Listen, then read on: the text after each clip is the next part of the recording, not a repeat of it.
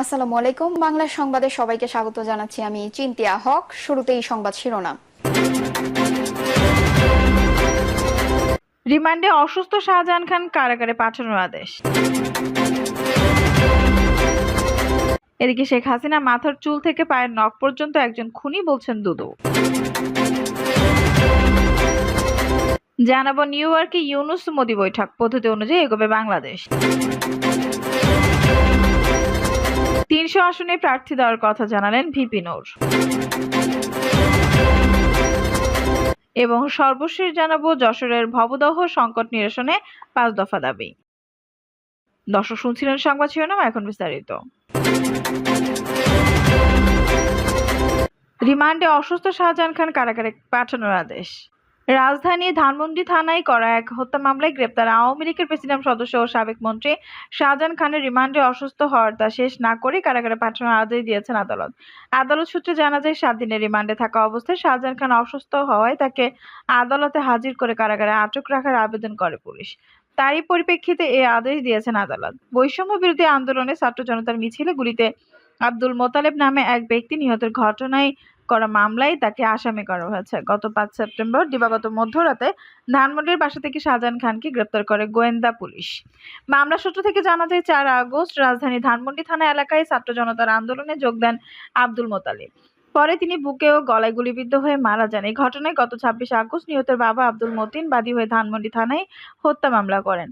মামলায় শেখ হাসিনা সহ 176 জনের নাম উল্লেখ করা হয়। এই মামলায় শাহজাহান খানকে 23 নম্বর আসামি, এছাড়া অজ্ঞাত পরিচয়ে 250 থেকে 300 জনকে আসামি করা হয়েছে। শেখ হাসিনা মাথার চুল থেকে পায়ের নখ পর্যন্ত একজন খুনি বলছেন দুদু। বিএনপির ভাইস চেয়ারম্যান শামসুজ্জামান দুদু ভারতের উদ্দেশ্যে বলেন, ফ্যাসিস্টকে আশ্রয় দিয়েছেন, এখন তাকে দেশে ফিরতে পাঠান। তাকে রক্ষা করার মধ্য দিয়ে আপনি গণতন্ত্রের সপক্ষে কোনো কাজ করতে পারবেন না। শেখ হাসিনা মাথার চুল থেকে পায়ের নখ পর্যন্ত একজন খুনি, তাকে বিচারের আওতায় আনা ছাড়া বাংলাদেশ শান্তিতে থাকবে না। এই সময় ভারতের প্রতিরক্ষা মন্ত্রী রাজনাথ সিং ইউক্রেন ইসরায়েলের সঙ্গে বাংলাদেশের তুলনা করে দেওয়া বক্তব্য ঠিক হয়নি বলেও মন্তব্য করেছেন দুদু। তিনি সাবেক প্রধানমন্ত্রী শেখ হাসিনাকে দেশে পাঠানোর জন্য ভারতের প্রতি অনুরোধ জানান।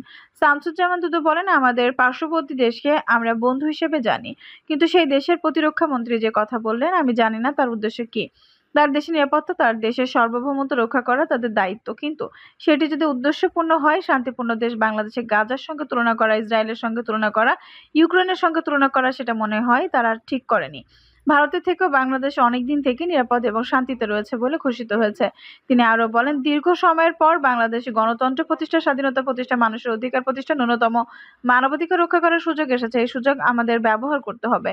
আমাদের সন্তানরা, আমাদের তরুণ সমাজ তাদের জীবন উৎসর্গ করে গণতন্ত্র, স্বাধীনতার সম্মুখে এসে গণ অভ্যুত্থান সংগঠিত করেছে। গণ অভ্যুত্থানের মধ্য দিয়ে যে পরিস্থিতি তৈরি হয়েছে, আমাদেরকে সেটা রক্ষা করতে হবে এবং সামনের দিকে এগিয়ে যেতে হবে। দুদু বলেন, যারা গত 17 বছর ধরে গণতন্ত্র বিরোধী ভূমিকা পালন করেছে, ছাত্র জনতার উপর গুলি চালিয়েছে, হাসিনা সহ আওয়ামী লীগের জড়িত থাকা নেতাদেরকে অনতিবিলম্বে বিচারের আওতায় এনে কাঠগড়ায় দাঁড় করাতে হবে। যারা বাংলাদেশের লক্ষ হাজার কোটি টাকা লুটে পাচার করেছে, তাদেরকে আইনের আওতায় নিয়ে এসে সমস্ত টাকা উদ্ধার করতে হবে। নিউ ইয়র্কে ইউনুস মোদি বৈঠক পদ্ধতি অনুযায়ী এগোবে বাংলাদেশ। নিউ ইয়র্কে নরেন্দ্র মোদী ও ডক্টর মোহাম্মদ ইউনূসের বৈঠকের সম্ভাবনা নিয়ে পররাষ্ট্র উপদেষ্টা মোহাম্মদ তৌহিদ হোসেন বলেছেন, সাধারণত নিউ ইয়র্কে জাতিসংঘ সাধারণ পরিষদের অধিবেশনের ফাঁকে শীর্ষ নেতাদের বৈঠক আয়োজনের একটি পদ্ধতি রয়েছে। সেই অনুযায়ী বাংলাদেশ এগোবে। বিষয়টি সম্পর্কে অবগত এমন ব্যক্তিরা গণমাধ্যমটিকে জানিয়েছেন, চলতি সপ্তাহের শুরুতে প্রেস ট্রাস্ট অব ইন্ডিয়াকে দেওয়া সাক্ষাৎকারে ডক্টর মোহাম্মদ ইউনূস যেসব মন্তব্য করেছেন, তাতে বৈঠকটি হওয়ার সম্ভাবনা নেই বলেই মনে হচ্ছে। ডক্টর ইউনূসের মন্তব্যগুলোকে ভালোভাবে নেয়নি দিল্লি। সম্প্রতি ঢাকার পক্ষ থেকে নরেন্দ্র মোদীর সঙ্গে ডক্টর মোহাম্মদ ইউনূসের বৈঠকের ব্যাপারে আনুষ্ঠানিকভাবে অনুরোধ জানানো হয়। জাতিসংঘের সাধারণ পরিষদের অধিবেশনে অংশ নিতে এ মাসের শেষের দিকে তাদের নিউ ইয়র্কে অবস্থানের কথা রয়েছে। সূত্রের বরাত হিন্দুস্তান টাইমস জানাচ্ছে, ঢাকার পক্ষ থেকে করা ওই অনুরোধের বিষয়ে নয়াদিল্লি এখনো কোনো সিদ্ধান্ত নেয়নি। নিউ ইয়র্কে মোদীর সম্ভাব্য দ্বিপক্ষীয় বৈঠকের আলোচনায় বিষয় এখনো চূড়ান্ত হয়নি। ওই সাক্ষাৎকারে ডক্টর মোহাম্মদ ইউনূস ভারতে অবস্থানরত সাবেক প্রধানমন্ত্রী শেখ হাসিনা নানার মন্তব্যের সমালোচনা করেন। তিনি ইঙ্গিত দেন, বাংলাদেশ শেখ হাসিনার প্রত্যর্পণ চাইতে পারে। তিনি বলেন, শেখ হাসিনা আওয়ামী লীগ ছাড়া বাংলাদেশের সব দল ইসলামপন্থী। এই বয়ান থেকে ভারতের সরে আসা উচিত। ডক্টর ইউনূসের বক্তব্য ছিল, ভারতে বসে শেখ হাসিনা নানা কথাবার্তা বলেছেন ও দিক নির্দেশনা দিচ্ছেন। কেউ এটা পছন্দ করছে না। এটা বাংলাদেশ বা ভারতের জন্য ভালো নয়। বাংলাদেশ ফেরত না চাওয়া পর্যন্ত ভারত যদি শেখ হাসিনাকে রাখতে চায় তাহলে তাকে শেখ হাসিনা চুপ থাকতে হবে। ডক্টর মোহাম্মদ ইউনূসের মন্তব্য নিয়ে নয়াদিল্লি এখনো আনুষ্ঠানিক প্রতিক্রিয়া জানায়নি। তবে সূত্রগুলো জানিয়েছে তার এই ধরনের মন্তব্য দুই দেশের মধ্যে ভালো সম্পর্কের ক্ষেত্রে সহায়ক ছিল না। নিউ ইয়র্কে প্রধান উপদেষ্টার সফর সঙ্গী সংখ্যার বিষয়ে জানতে চাইলে পররাষ্ট্র উপদেষ্টা বলেন, 7 জনের তালিকা যেটা প্রকাশিত হয়েছে সেটি সঠিক। এর বাইরে আরও একটি তালিকা আছে, এতে আমি আছি। তবে প্রতিনিধি দলের সদস্য 10 থেকে 12 জনের বেশি হবে না। জাতিসংঘ সাধারণ পরিষদের 79তম অধিবেশনে যোগ দিতে প্রধান উপদেষ্টা ডক্টর মোহাম্মদ ইউনূসের 22 সেপ্টেম্বর নিউ ইয়র্কে পৌঁছানোর কথা রয়েছে। তিনি 29 সেপ্টেম্বর দেশে ফিরে আসবেন। 300 আসনে প্রার্থী দেওয়ার কথা জানালেন ভিপি নূর।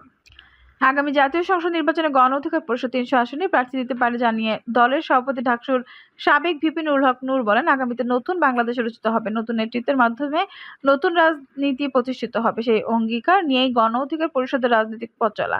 পুরনো রাজনৈতিক দলের শাসন ব্যবস্থা ও কর্মপদ্ধতি দেশের মানুষ দেখেছে। যেই লাউ সেই কদু, শত শত মানুষ ছাত্র আন্দোলনে জীবন দিয়েছে। আর যেন কাউকে জীবন দিতে না হয়, যেন টেকসই গণতন্ত্র চায় গণ অধিকার পরিষদ। গত 1.5 দশকে আওয়ামী লীগ সরকার অত্যাচার আর নির্যাতনে দেশবাসী দুর্বিষহ যন্ত্রণার মধ্য দিয়ে দিন পার করেছে। নুরুল হক নূর বলেন, বাংলাদেশের অধিকাংশ রাজনৈতিক দলের আমলারা খুব একটা ভালো না। আমলনামা খুব একটা ভালো না। যে লঙ্কায় যাই সেবার রাবণ হয়, সেই চিত্র দেশের মানুষ দেখেছে। পুরনো চাঁদাবাজ, দখলবাজ, হোন্ডা বাহিনী, গুন্ডা বাহিনী, তারা যদি আবার নির্বাচিত হয়ে আসে তাহলে আমাদের কারোর জন্য সুখকর হবে না। এবার পরিবর্তনের সুযোগ এসেছে। জনগণের হাতে ক্ষমতা রয়েছে। আপনাদের সিদ্ধান্ত নিতে হবে কাকে ভোট দিলে দেশের উন্নয়ন হবে। বিগত দিনে যে সরকার ক্ষমতা এসেছে, পুলিশ প্রশাসনকে তাদের মতো করে পরিচালিত ও দলীয়করণ করে। জনগণ কারো কাছে যেন জিম্মি না থাকতে পারে, এই রাষ্ট্র সংস্কারের প্রয়োজন। অন্তর্বর্তীকালীন সরকারের রাষ্ট্র সংস্কারের জন্য সময় দেওয়া হবে। এক ফ্যাসিবাদ গেছে, আরেক ফ্যাসিবাদ তৈরি প্রক্রিয়া চলছে। বিভিন্ন জায়গায় আগে থেকে যেখানে আওয়ামী লীগ, যুবলীগ ও ছাত্রলীগ চাঁদা নিত এবং দখল করতো, এখন সেখানে অন্য রাজনৈতিক নেতাকর্মীরা একই কাজ শুরু করেছে। কোনো রাজনৈতিক দল শেখ হাসিনা সরকারের পতন ঘটাতে পারে নাই। ছাত্র জনতার অভ্যুত্থানের মধ্য দিয়ে শেখ হাসিনা সরকারের পতন হয়েছে। তাই আগামী রাষ্ট্রনীতি তরুণদের যাতে অগ্রাধিকার থাকে, তরুণদের নেতৃত্ব থাকে, সেই জন্য গণ অধিকার পরিষদের নেতাকর্মীদের কাজ করতে হবে। পরিবর্তনের রাজনীতির জন্য ঐক্যবদ্ধ থাকতে হবে। ডাকসুর সাবেক এই ভিপি বলেন, পিলখানা বিডিআর বিদ্রোহের নামে মেধাবী সেনাদের হত্যা করেছিল। ইসলাম নির্মূল করার জন্য শাপলা চত্বরে সমাবেশে গণহত্যা চালিয়েছিল।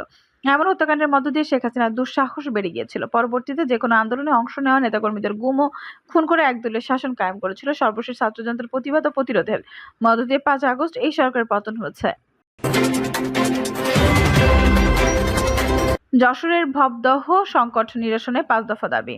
যশোরের ভবদহ এলাকার জলাবদ্ধতা ও সংকট নিরসনে 5 দফা দাবিতে পানি সম্পদ উপদেষ্টা বরাবর স্মারকলিপি দেওয়া হয়েছে। 5 দফা দাবি হলো, ভবদহ অঞ্চলকে মহাবিপর্যয়ের হাত থেকে নদী, পানি বা ব্যবস্থাপনা, প্রাণ প্রকৃতি, জীববৈচিত্র্য ও জনপদকে রক্ষার জন্য দ্রুত বিল কপালিয়ায় টাইডাল রিভার ম্যানেজমেন্ট টিআরএম ও পর্যায়ক্রমে বিলগুলোতে টিআরএম চালু এবং উজানে মাথাভাঙ্গা ভৈরব নদী সংযোগের প্রস্তাবিত প্রকল্প বাস্তবায়ন করতে হবে। পানি সম্পদ মন্ত্রণালয়ের সাবেক সচিব কবির বিন আনোয়ার, পানি উন্নয়ন বোর্ডের দুর্নীতিগ্রস্ত কর্মকর্তা ও সাবেক স্থানীয় সরকার প্রতিমন্ত্রীর সহযোগ সিন্ডিকেটের বিচার, সরকারকে মিথ্যা তথ্য প্রদান, জনপদের দুঃখ দুর্দশা, নদী হত্যা ও সরকারি নীতিমালা লঙ্ঘনের সঙ্গে জড়িত সংশ্লিষ্ট চক্রকে চিহ্নিত করে তাদের বিরুদ্ধে ব্যবস্থা গ্রহণ করতে হবে।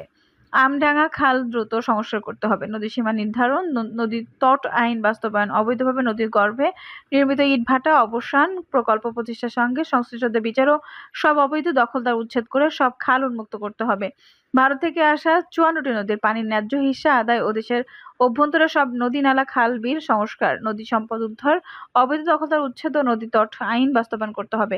স্মারকলিপিতে বলা হয়েছে, বিগত সরকারের প্রত্যক্ষ পৃষ্ঠপোষকতায় পানি সম্পদ মন্ত্রণালয়, পানি উন্নয়ন বোর্ড, স্থানীয় সরকার মন্ত্রণালয়ের সাবেক প্রতিমন্ত্রী, ঠিকাদার ও ঘের মালিক সিন্ডিকেটের ষড়যন্ত্রে ভবদ স্লুইস গেট থেকে 60 কিলোমিটার নদী হত্যা করা হয়েছে। ফলে যশোর ক্যান্টনমেন্ট থেকে বারৈয়ারিয়া মোহনা পর্যন্ত যশোর, খুলনা, সাতক্ষীরা জেলাধীন নদী অববাহিকায় 100 কিলোমিটার জনপদের 4 শতাধিক গ্রাম, হাট, বাজার, রাস্তাঘাট, শিক্ষা প্রতিষ্ঠান, মসজিদ, মন্দির, বাড়িঘর, আবাদ ফসল স্থায়ী জলাবদ্ধতার শিকার হতে চলেছে। পরিতাপের বিষয় হলো, সাবেক প্রধানমন্ত্রীর কাছে মিছিল ও স্মারকলিপির মাধ্যমে উপরোধ জানানো হলেও তিনি জনগণের বিরুদ্ধে সিন্ডিকেটের পক্ষ নিয়ে এই জনপদকে মহাবিপর্যয়কর পরিস্থিতির মধ্যে ফেলে দিয়েছেন। দর্শক, এই ছিল এখনকার সর্বশেষ সংবাদ। নিশ্চয়ই ভালো লাগলে অবশ্যই একটা লাইক দিন, কমেন্টে আপনার মূল্যবান মতামত জানান। সবসময় আমাদের পাশে থাকতে সাবস্ক্রাইব করে বেল বাটনটা অন করে রাখুন। ধন্যবাদ।